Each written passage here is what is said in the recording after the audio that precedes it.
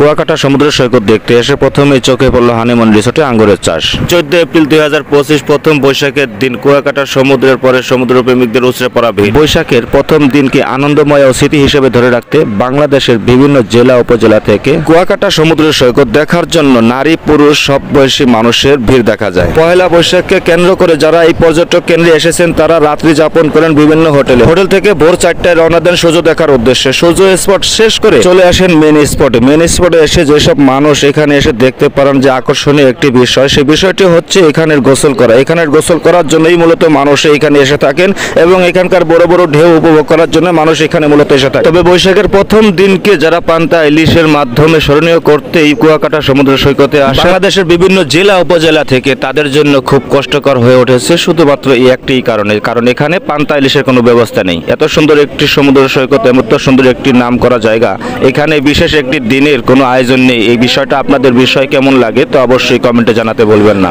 আপনাদের সাথে আছি আমি শান্ত, ভাঙা হরিহাট বাজার চ্যানেল পিটিভি ফরিদপুর।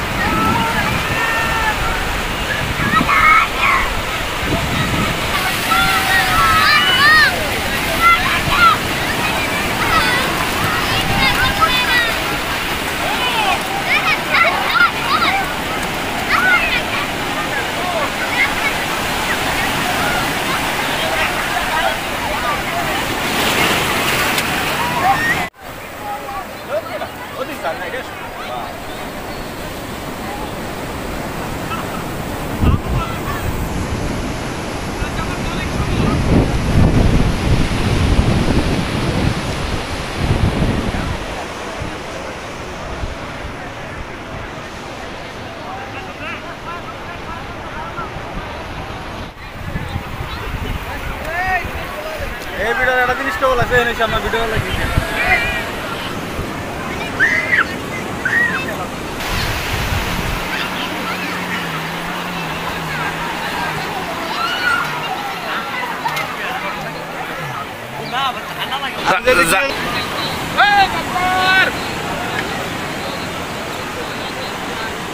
না বলা কি জোর নাই নাকি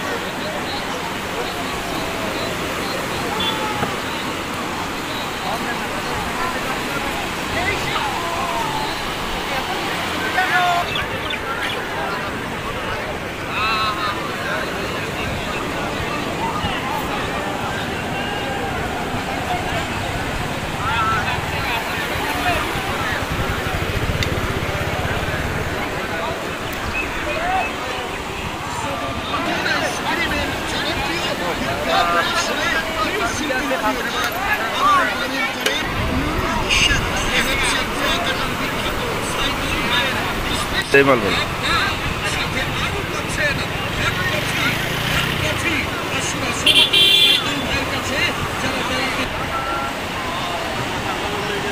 মাথা গরম হয়ে গেছে।